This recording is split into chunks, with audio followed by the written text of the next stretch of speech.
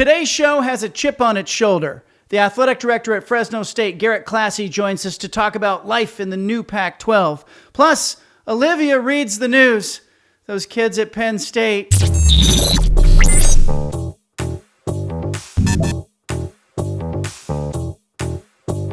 The new Pac-12 begins play this college football season. Already started with some soccer games. Garrett Klassy, athletic director, Fresno State, joining us. He got some experience at Nebraska and Oregon and some other places, but what's the feel right now as football season's just a couple weeks away here? You know, this time of year is the best time in the Central Valley. Once you start seeing football articles in the newspaper, the fan base really gets electric and excited. And so been out to a few practices already, and Coach Entz does a good job bringing the former players out. I think there's a lot of, all coaches are this way, a little bit of a cautious optimism every single year when you get to this point. But if you look at our roster on the young men that we have returning, a lot of key contributors there. So knock on wood, we're hopeful for big things this year. You know, it's interesting you hit on something there I've been thinking about, because a lot of these universities, I think, lose touch with their alums, lose touch with former players. And maybe it was less important, like, back in the Chip Kelly era at Oregon, you didn't need necessarily to have your alums come back and support. But I see that there's a lot of outreach going on right now across the country. Why is that important for athletic departments? I can't speak on behalf of every athletic department, but what I can say that it is in the DNA here at Fresno State. It is a big deal, and especially in my first few months here, going through the hiring process, having some former Bulldogs on staff, welcoming back the Bulldog family. Coach Entz does a really good job. Kept John Baxter, the longtime special teams coach, on staff that really runs the Bulldog football legacy group. And they have challenge coins they hand out and invite everyone up back and have them included. And I just think that's what we are in the Valley. We're authentic. We're a family here. They're the ones that built this. They put their blood, sweat, and tears in this thing. And so we're always going to pay homage to the people that helped build this program.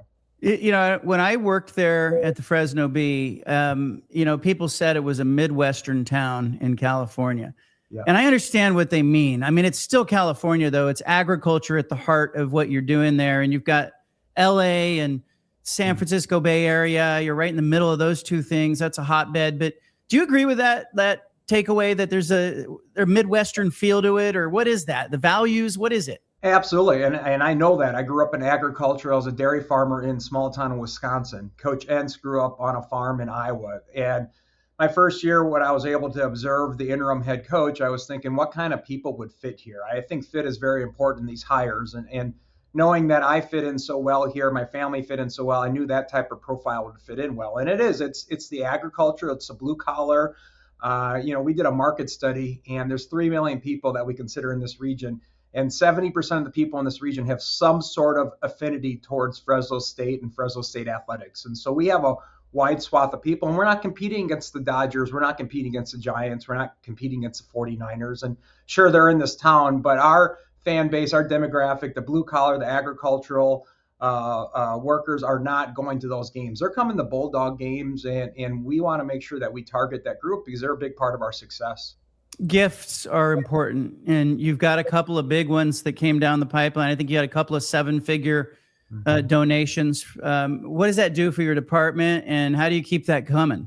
It's the lifeline. I think the philanthropic side is key, but also with bringing our multimedia rights in-house, it's been incredible, the support we've had from the corporate side, and we need both those to grow. If we don't get both those to grow, we're not going to be able to compete in this new Pac-12. And 100% of our rev share is through philanthropic giving. And so for us to be able to field our teams, and I think we may be the only school in the Pac-12 that can say that. And so to compete any of our teams, and we got a proud baseball history, proud softball history, not just football, men's and women's basketball.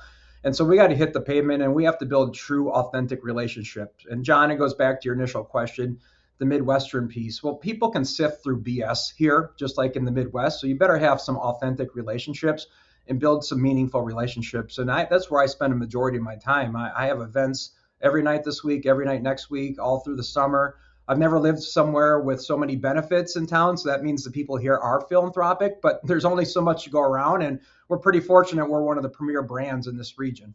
There are a lot of events there. I remember like chicken dinner, rice pilaf, everybody do it, a lot of fundraisers. But you have a captive audience. And, you know, Jerry Tarkanian, he seized on that. There was enthusiasm there. You build the Save Mart Center and, you know, facilities. What is your vision for facilities with Bulldog Stadium and beyond? Well, we need to get better. And I joke about this, but it's part serious that if the Pac-12 would have looked at our facilities before the invitation, I don't know if we get the invitation. Let's be honest. We're in this league because of our brand, and we're in this league because of the red wave, our fan base. And we need to build off that. And so we have a lot of work to get done. We're close to wrapping up a feasibility study for either a renovated or brand new football stadium.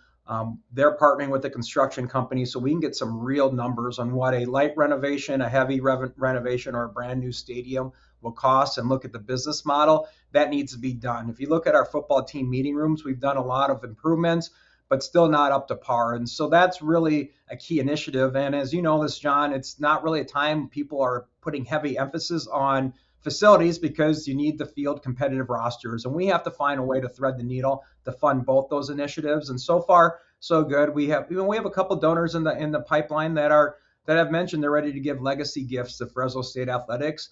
But for me, like I said earlier, I have to thread that needle. I can't just keep going back to the well to support the roster and then go back for a large 8-9 figure gift for a football stadium. And so we're working on those congruently.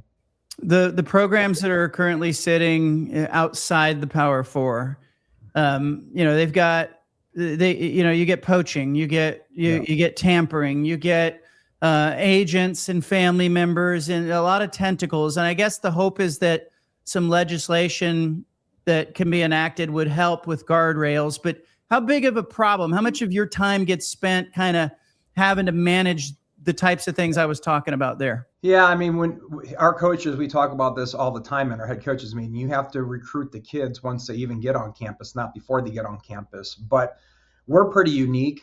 We live in such a talent-rich area with student athletes that we still have a ton of kids, and not just football, that dream of growing up playing for the Bulldogs. And Fresno is so unique. You know, even if you don't go to school here for some reason, and I know what reason, not some reason, because it's a great place, but all those kids come back and they support Fresno State more than their alma mater.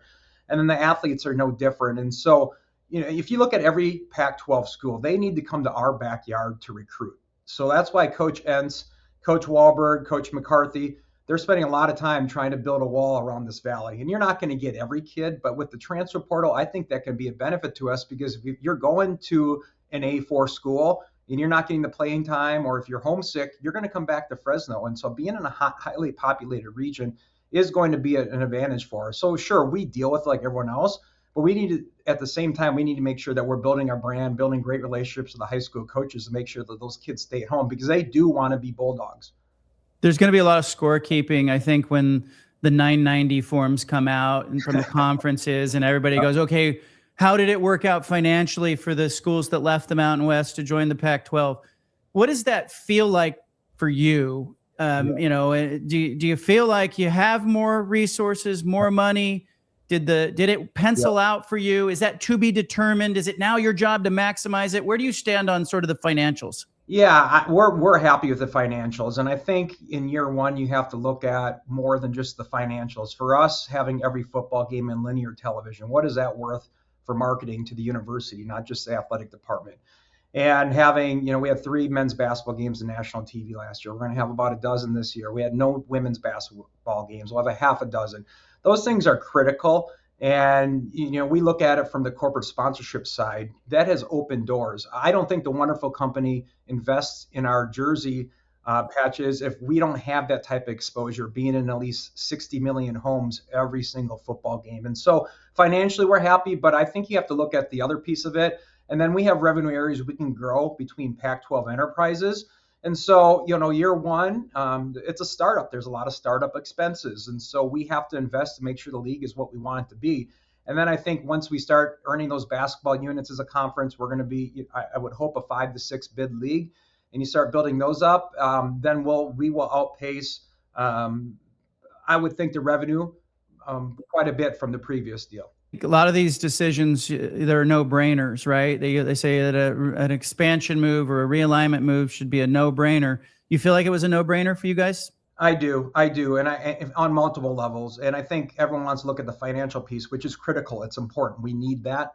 But I think when you have a fan base like ours, that's always had a chip on their shoulder that, I joke, but a little bit of a low self-esteem that we belong. We need to belong. And whatever you've been here in Fresno, you've lived here, to be able to build up that excitement, to be able to use it as a recruiting tool for the VP of Student Affairs or for retention and create a fan experience.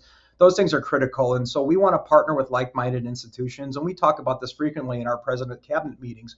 We're finally with a conference that matches our ambitions as a university. And so we're going to keep building off of that. Garrett, I think this first season is huge, and getting a team to the playoff would be a major victory. Are you concerned at all that this conference is going to eat its own, given how deep it is? And, I don't know, everyone would pick Boise State to win because that, you say, okay, they've got proof of performance, but I don't know who you'd pick last. And I think that is a bigger question because it's one of those, nobody wants to be last. And I don't know who would have the inside track on that, because I think all these teams are capable of playing at the top of this conference. And they are, and you're correct on that. And my concern, sure, but you still have to beat the best to be the best. And, our hope is that whoever comes out on top, hopefully Fresno State, that by winning those games, you're going to be ranked higher than the champions at some maybe comparable leagues, and we have to be able to do that. And I think that's why we have that flex game in the years to protect our own. If we need a strength of schedule boost, do you pair that team that could be going to the CFP with that? Or if you have a team that's 11-0 or 10-0 at that point, you put a team that maybe only has 2 wins, because you're securely into the CFP. And everything that we talk about in our meetings from a competitive standpoint is, how do we get our teams into the CFP? How do we get our basketball teams in the NCAA tournament? And time will tell if it works or not, but we'll see. I mean, they're in every conference. The SEC could say the same thing. The Big Ten could say the same thing. But to be able to partner with like-minded institutions that are investing all at the same level, it's going to be a fun, wild, and crazy year. And Pac-12 after dark is back. Yeah, I don't know if you want to hear this, but I've been telling people I think you guys are the dark horse pick. Like, if I like your coach. I saw what you're capable of last year. I know that fan base. I know that stadium's a really difficult place to play. I think you're in this conversation. Are you having a hard time scheduling non-conference games? Is it tough to get anybody to come there? What's that job like? It really is. We have some home games. The previous administration before me did a really nice job with scheduling, and they schedule out quite a ways. And we currently have Kansas, UCLA, Stanford, Texas Tech bought out of a game last year that was supposed to be here at Valley Children's Stadium. But if you talk to colleagues around the league, these A4 schools are all buying out of these games. And so we're trying to be proactive. I'm in discussions with Stanford and UCLA right now on what that looks like. Obviously, we want to keep those home games, but at the same time, we need to make sure we're doing the right things for our football team and make sure that we can get the resources and invest in a winner. And so we take a lot of heat in that. I mean, Pat Hill built that brand, anybody, anytime, anywhere, and he played 2-for-1s, 3-for-1s. Unfortunately, those times have changed. So we're trying, but you're correct. It's near impossible to schedule. You're not going to be able to schedule any new ones. What we're trying to do is hold on for dear life with the games we currently have scheduled. Yeah, and I think sometimes we see the Power 4 schools they'll schedule the games and you go, I don't know if that game's happening because, it's kind of a to be determined situation. How do you plan then if you are in that situation? You have to be proactive. You can't wait till the year of, or else you're not going to be able to get a replacement. I don't care if the buyout is $1.5 million. It's going to take all that, or hopefully not all that, to get someone to back out of one contract and come to your place. And so that's why we need to be on top of it, have those conversations right now. Where are you with the flex schedule and maybe adding another football member, or how much sample size do you need to kind of make an educated decision on that? I love it. I think it's part of what protects us and protects our future champion of this league. And like I said earlier, only time will tell if it ends up being a benefit to this league. But I think after 1 year, we'll have a pretty good idea. And I think there's going to be some tough conversations in that room and who gets paired against each other. But we entered this league, all 8 of us football playing members entered this league together with one common goal. And so, as long as we remember what our North Star is, we need to make sure that that is the conversation at the end. Would you like to have another member? For sure, but revenue is important. So someone has to be additive. What we don't want to do is split up the pie another way. And so we have to figure out what that looks like moving forward. And conversations are had continuously.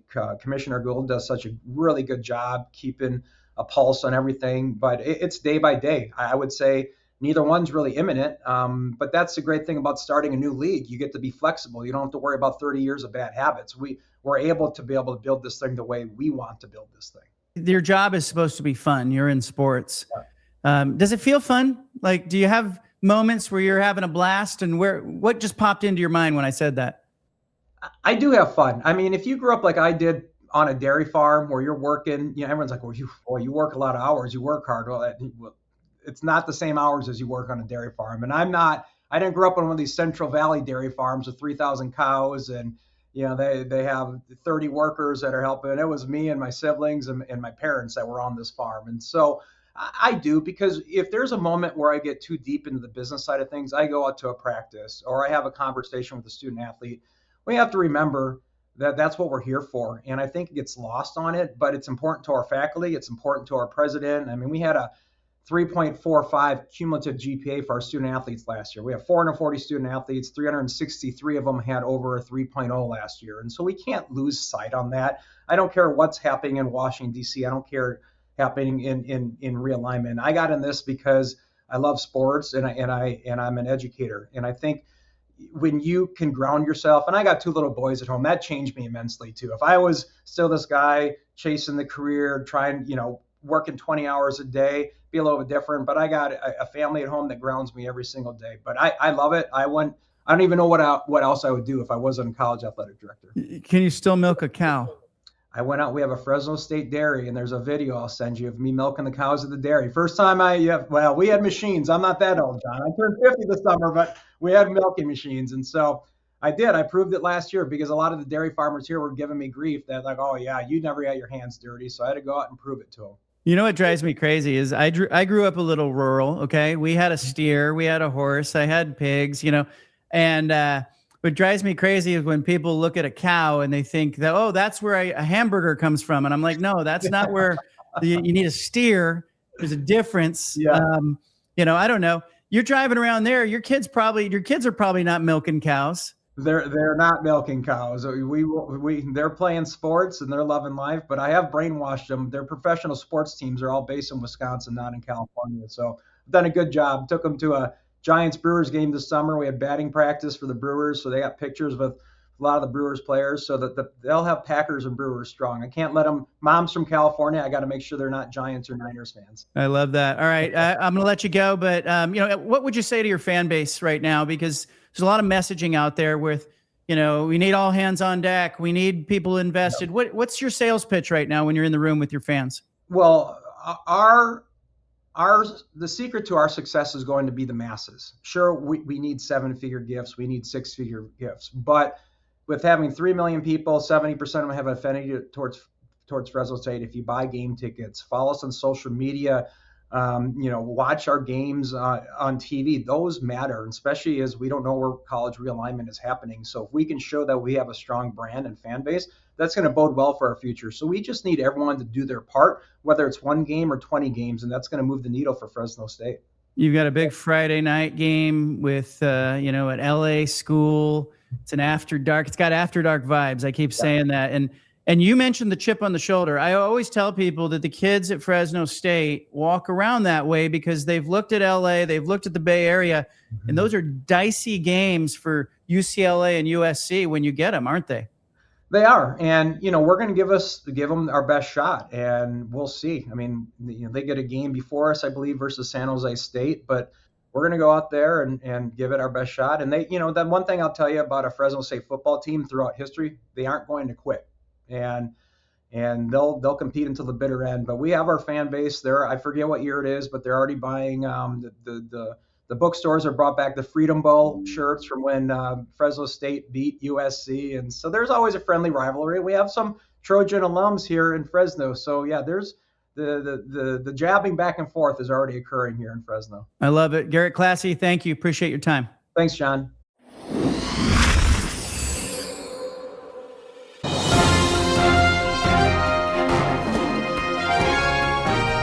She's back with an all-new installment of Olivia Reads the News. Her name is Olivia Cleary, and she's joining us now. Olivia, before we get started, where do they find you on social media? Where do the viewers find you? My TikTok and my Twitter is at Liv Cleary, and then my Instagram is at Olivia A. Cleary. Liv Cleary was taken, so I might have to try and buy it off whoever has that one. I love how you go right with TikTok off the beginning. Yeah. It shows so much, shows your age there. All right, what do we have today? What's in the news? There is so much going on. And I feel like the first thing I have to start with is, Penn State. If you don't know what I'm talking about, you should know. It's almost like a double entendre. You have like the Penn State whiteout, and then you have two of their fraternities being caught up in organizing this massive cocaine trafficking ring. The memes on social media are just insane. And then on top of it, like their cocaine kingpin, he's called like Pablo Pledge Escobar. I guess they're having pledges like pack all of this. It seems like it's right out of a movie. Yeah, and like the first thing I saw on social media were these photos, and you don't expect it to involve a fraternity. You don't expect it to be at a place like Penn State. Yeah, of course, the whiteout becomes a running bit and a running gag. But does this surprise you as a young person who was recently on campus, that a fraternity could be involved in something like this? I wish I could say no, but honestly, it's not super shocking to me at all. I remember that was one of the things that I would talk about with my friends. One, it's like you're always taught in school, like, say no to drugs. And you're like, who's going to offer me drugs? The second you get to college, it's so weird. Like, you don't realize how common like cocaine is. It's crazy. And then especially, I've heard from people on the East Coast, it's even bigger over there. And then in terms of like just frat kids, it just would make sense. Especially, I think one of them was wanting to like go into finance specifically, like really big into business. And I mean, I guess he figured out some sort of business model over there. So I wish I could say it surprised me, but I was like, it's shocking, but I'm not surprised, if that makes sense. As a parent, when you drop your kid off to college, you start thinking about all the things that you have forgot to teach your kid, right? Do you know how to lock up your bike? Do you know how to go to the dorms and access your meal card? Do you know, like, all these little things? And what you don't think to talk to them about is watch out for these two guys, because these two guys are the kingpins on your campus. But not to make light of it, but Penn State, you've got a problem. This is an embarrassment for Penn State. We'll see how they roll out of it. No, it's crazy. I guess they were moving kilos from like New York and Philly into State College. It's like, how does something like that even get started, right? So I looked that up. I guess the first deal was set up over Snapchat in fall of 2023. Like, that's crazy. But honestly, a lot of stuff I feel like will go down on Snapchat. It makes the most sense. Yeah, I don't have Snapchat, but there's that's why I don't have Snapchat. I stay out of that world. But no, I mean, I just think it's the most 2026 thing ever. It's a college, it's young people, it's money, it's it's a scandal at Penn State. I can't think that they're happy, especially with school just starting. That's not the kind of publicity you want if you're at State College. I actually got my fake ID off of Snapchat. I got my fake ID off of somebody on Snapchat. Like, Snapchat is the business model, I guess. How did that work for you? How did the fake ID work out?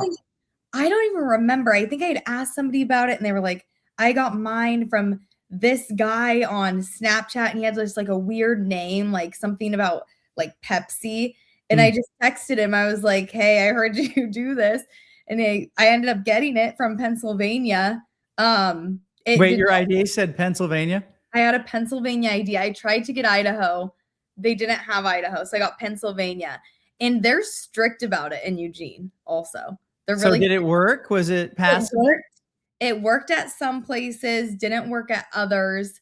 I remember I got it taken at Max's once. And I don't even know if I should, like, so I got it taken at Max's. So I had a friend, I guess I won't name names, but he was on the basketball team, and he was like, he was one of my close friends. He was like, come out to the bars. And I was like, well, I'm not 21 yet. And I was like, I have my fake, like, I'll try it.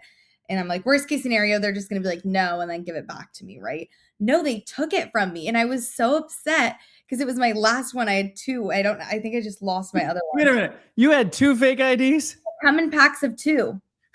They come in packs of 2, I swear. And so I don't know what had happened to my other one. I probably lost it. I lose everything. Like, I don't even think I had gotten it taken, but I lost it. So I call my friend and I'm like, they took it from me. They took it from me. Like that sucks. Like, that's terrible. He gets it back. He, like, why are they going to say no to him? Like, he's like this celebrity, ginormous. Like, he's like, gets it back for me. So then I had it. So it was great. I was like, this is clutch. All right. What's the market approximately for a fake ID these days? What's that cost you? I think I got both of mine for probably about like 80 or 90 bucks. Okay. Yeah, but the more you order, like, if you get like a big group of people, like, I remember there were, like, talk about trafficking circles. There was like fake ID trafficking circles going on. You get like a spreadsheet and you put, the address you wanted, all of that into a spreadsheet, and somebody would put it onto like an illegal website or to somebody on Snapchat, and then they do like a huge order, because the more people you had in your fake ID order, the cheaper it was. Okay. But yeah, like a Costco approach, bulk discount. Exactly. Did you have a fake ID? No, I did not. And only because probably I was one of the older people in my group. So there was no like temptation. There was no draw. Yeah. It wasn't like I was missing out. Like a flyer. Yeah. I actually had a younger friend who used my ID, and he got busted with it. And this is a good story.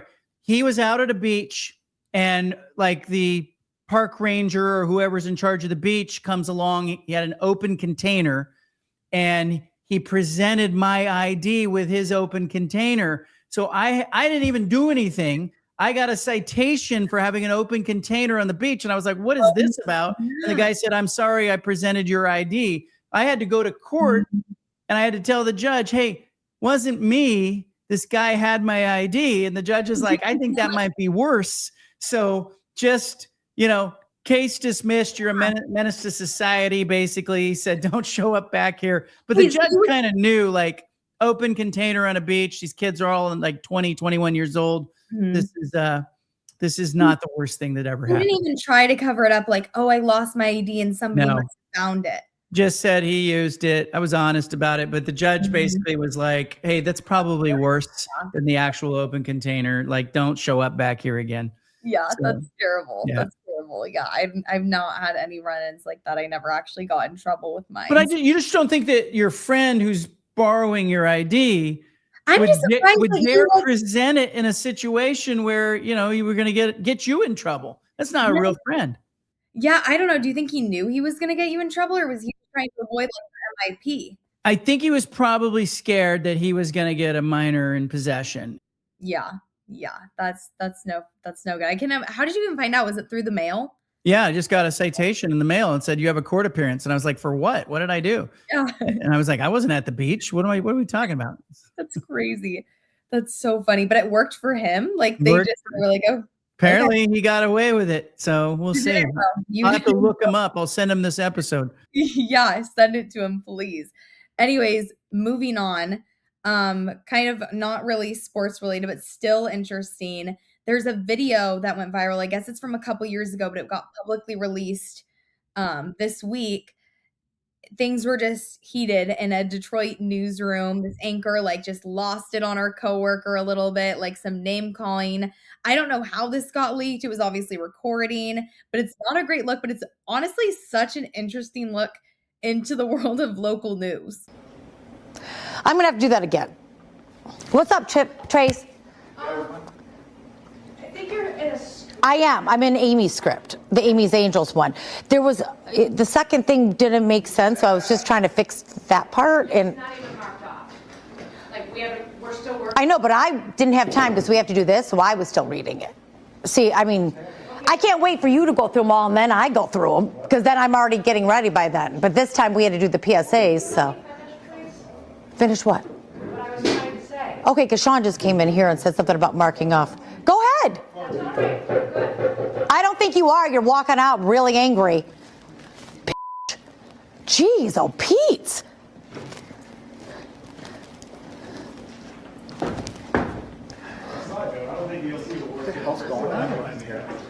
Can I please finish what I'm going to say? What the fuck? Grow up. Hands.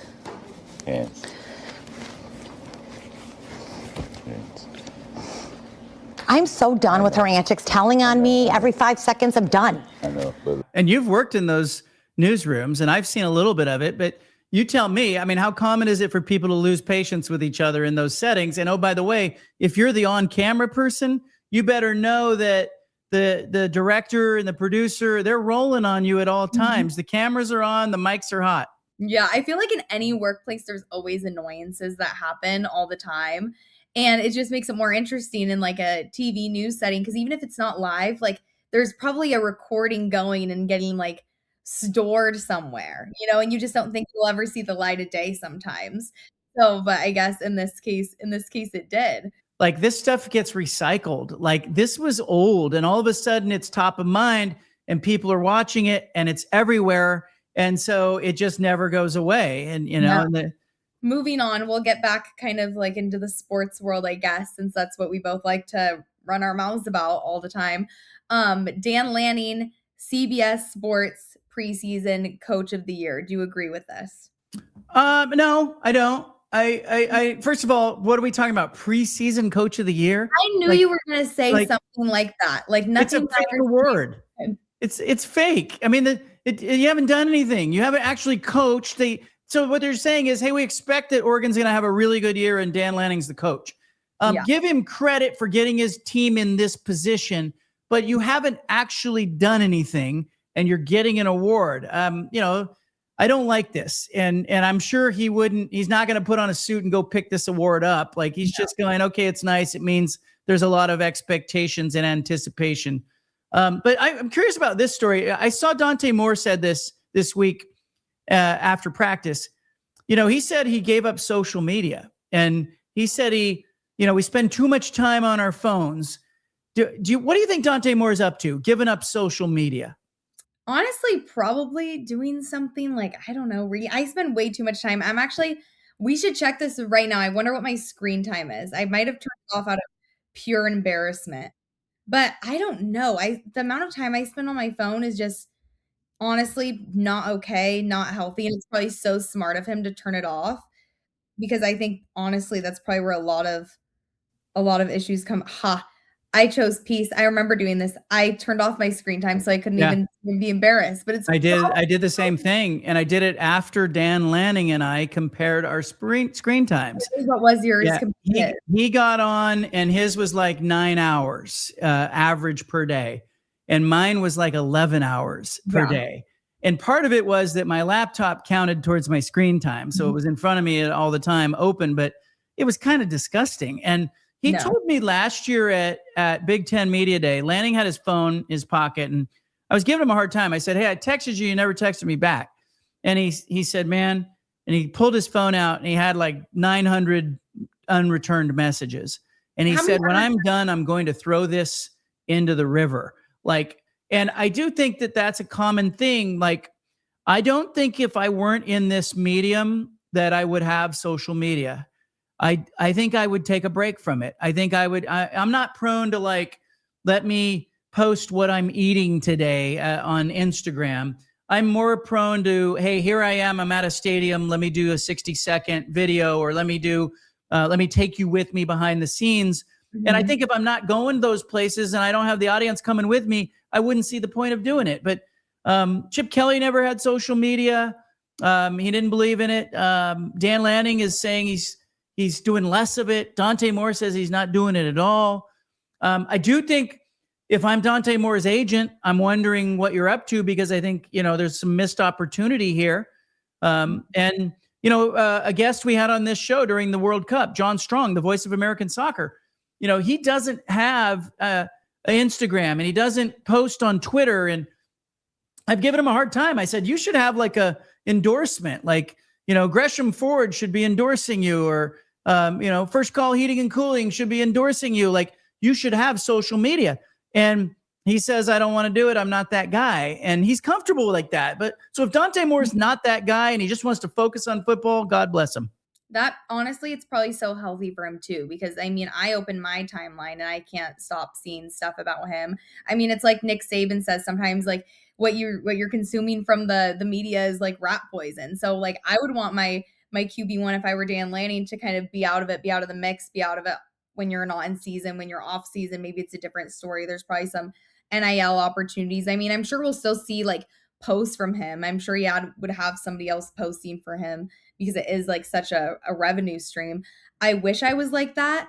Unfortunately, I am posting everything from tweeting from press conferences to what I'm eating. I am constantly on social media.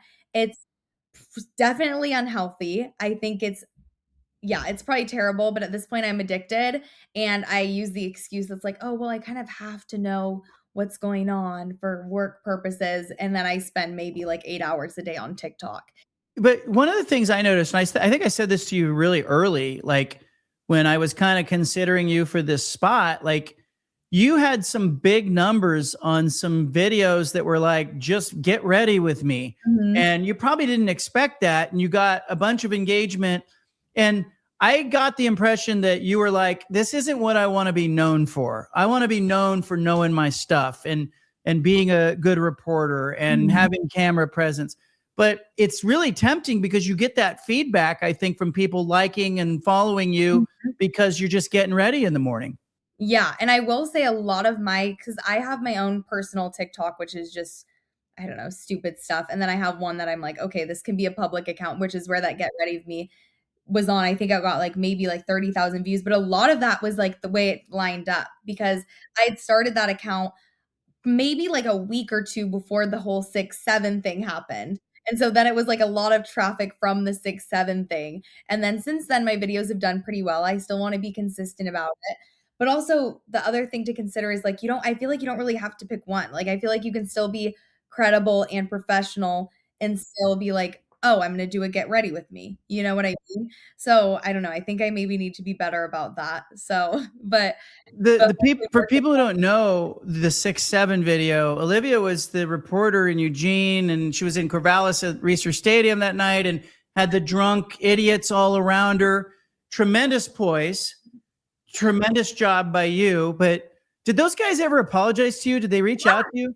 Yeah, so they were actually really, really chill. I mean, Eugene is a small world. They both reached out to me. Like, we all were kind of shocked because, like, yeah, it was a little annoying. It kind of got out of control, but it wasn't warranted. Like, these guys were getting sent like death threats. Like, I think they might have gotten dropped from their fraternity. But it's funny. I went to St. Paul Rodeo over 4th of July, and guess who I went with? The 6-7 guy's brother.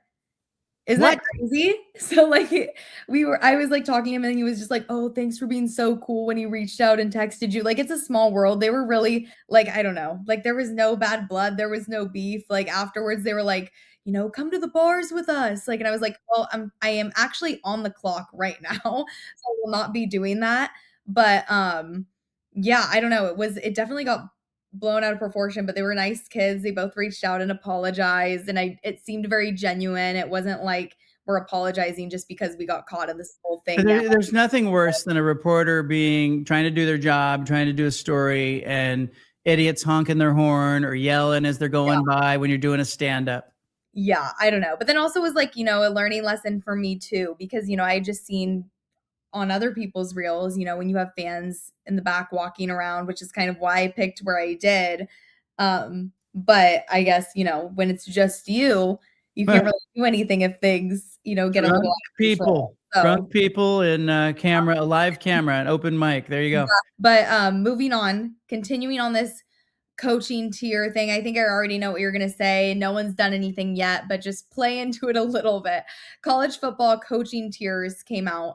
It's Curt Cignetti, Kirby Smart, and then everybody else. Do you agree with this? Those guys have had success. And if you look back to last year, when this poll came out last year before the season, it was Kirby Smart and it was Dabo Swinney, Clemson coach. So, they're just giving a nod to Cignetti. Cignetti, by the way, was in that second tier of coaches last season, as was Dan Lanning. as was Kalen DeBoer at Alabama. But, I think, again, the games are close. That's what these things tell me. We are running out of things to talk about. That's what these polls are saying. So I think people, we need some football games to come along. And I think that people will stop making lists and comparing people and awarding fake awards.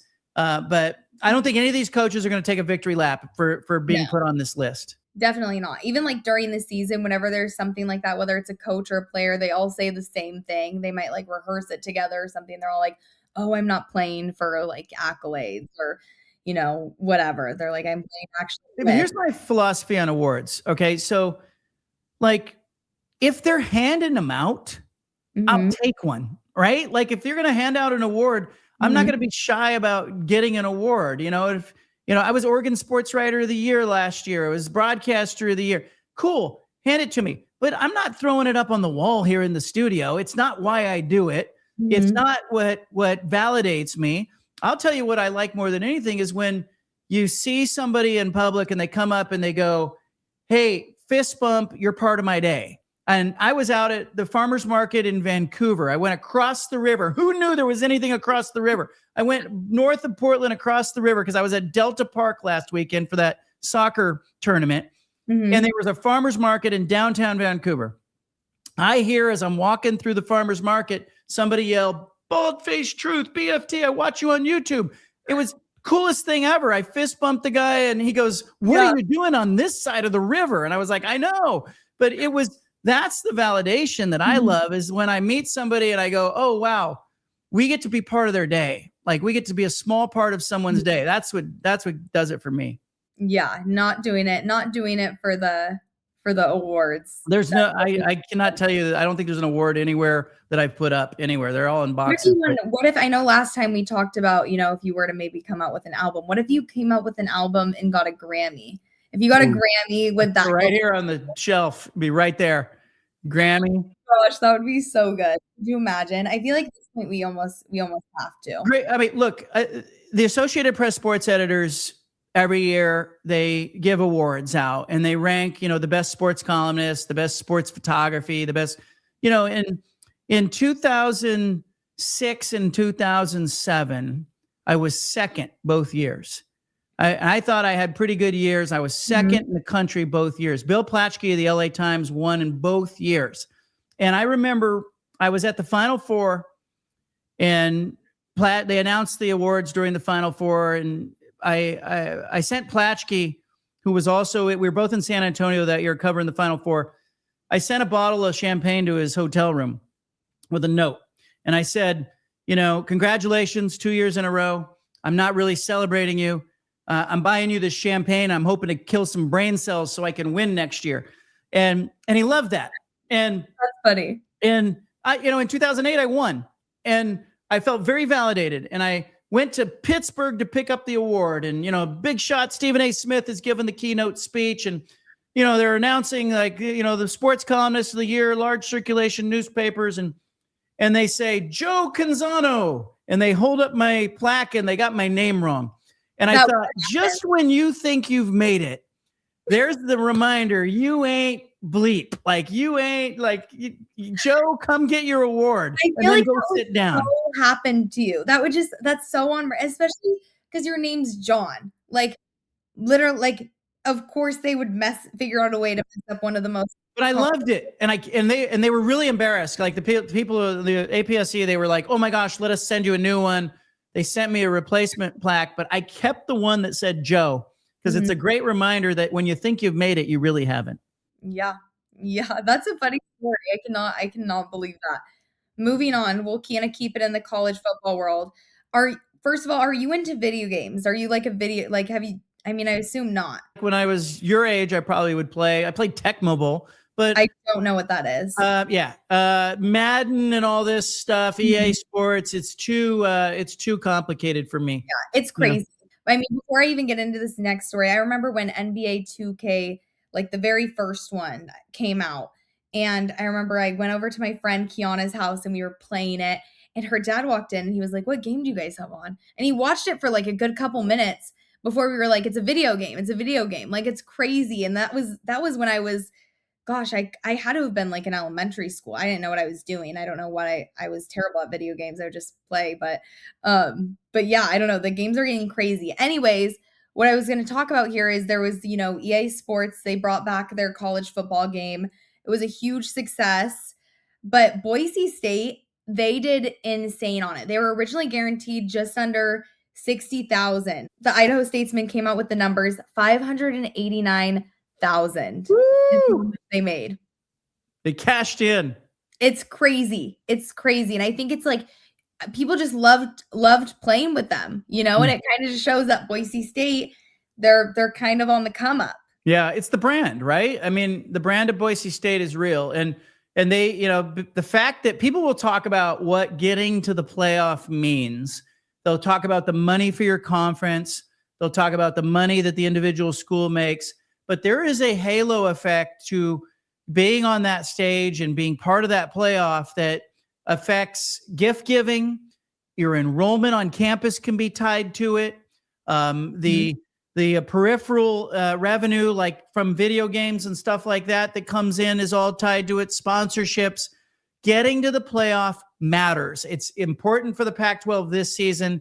Boise State is the hope of the Pac-12 this season. I think. And so, yeah, I mean, this just underscores the mission. Yeah, it's just crazy. Like, I mean, I love it because I'm from Boise originally. I don't know. All my friends make fun of me for claiming it because I moved here in 2010 when I was like 7 or 8 years old.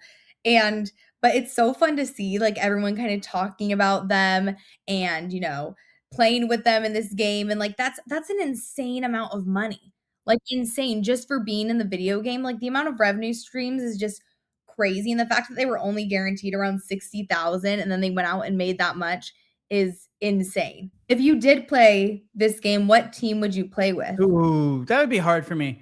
That would be hard because I'm not the fan that I used to be as a kid, but I probably would play with some of the legacy Pac-12 schools. I would pick somebody like that. I know, I can't believe you don't know Tecmo Bowl, but in Tecmo Bowl, that was the original old football game. Like you only had 4 plays. You had 2 pass plays, 2 run plays with most teams. Nothing real bad could happen. It was a different game. And I've tried playing these newfangled games. I can't even figure out how to catch the ball when it's thrown. I mean, it's just, it's insane. I wish I was better at video games and could like go down this rabbit hole, but I can't. I don't play them. Even my brother, I feel like is prime video game age. He just turned 18, doesn't play video games. So I don't know. He's got things to do. He's got the places to go. Yeah, he's actually I tell everyone all the time, I'm like, my brother's way cooler than me. Like he does not do regular. He's never been regular for his age. Like, and this is coming from someone who I will pick fights and pick out everything, but like he's got this on me. He comes home, he plays the guitar. He taught himself how to play the guitar. He's fluent in French randomly. Like, why are you fluent in French? Like you're an 18-year-old boy. Like it's crazy. He's just always been like that. And he's way cooler than me. And apparently what's cooler is to hear a sister talk about a brother that way. I love that. I love that. All the time. We have some generational fight videos. Like parents thought they'd have to put us in like sibling counseling because like it was bad. Like I'll have to send you one after this. But you know what's funny? Okay, so I have 3 daughters, and the 2 younger ones have that love-hate thing, right? Where they're 22 months apart. There's a lot of competition. It's 2 girls. It's 1 bathroom. Like there's that kind of stuff going on. But down deep, yeah, I know how much they care about each other. And I know that they are each other's biggest allies. They will fight, but if anyone else picks a fight, they're ready to jump in and, back up their, sister. And I think I always tell them, I go, the whole world's against you out there.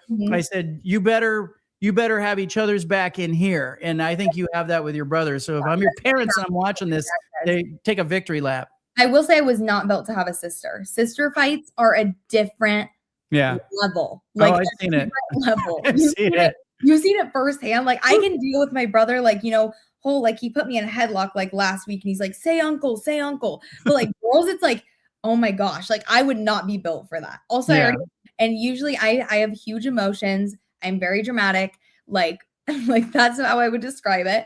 But this was very strategic. Me and my brother got in a huge fight, and I think it was over Oreos. Like, that was my thing in high school is I would come home from practice and I would eat Oreos and milk with a spoon, and it was just my favorite thing ever. When I ate the last Oreo, I'd be done. Like, I could have eaten the whole pack and they could have had the last one. I'd still be pissed. That scenario happened. My brother ate the Oreos, fight about it, you know? And so instead of getting really mad, well, I was probably also really mad in the moment. But what I did to get back at him was crazy. So my brother's also a clean freak. He's insane. Like, he's always, like, when he was little, like, taking 2 showers, maybe 3 every single day, bed always made, still freaks out if I even sit on his bed. It's like borderline OCD. What I did is I grabbed a Dorito or a chip out of the pantry. I peeled back his sheet and I just and I put it on top. And like maybe an hour later, he sat down on his bed and there was like a crunch. Like, that got him, because now you got crumbs in your bed. You have to wash your sheets. And like, you made it his own fault. That was was his weakness. And that was honestly my best work to this day. I don't think I've ever done anything more evil. Like, that and it wasn't that you crunched the chip up and threw it in there. Just you let him do the crunching. You just put the chip there. I just set a chip there. What's the best thing that you've done? Like, what's like the most petty thing that you've ever done? Whether I had one time I had a boss I didn't like. Okay. A few newspapers ago, and the guy was really persnickety and eye off the ball, focused on the wrong things. And I ended up, like, I left the newspaper. I went on to a different paper. I had moved on, but I had a small gap. This is early in my career. I had a small gap between leaving that paper and the next job. Mm-hmm. I got a job at Barnes and Noble bookstore for about a week because I just wanted to work at a bookstore. And I was put in charge of the magazine rack.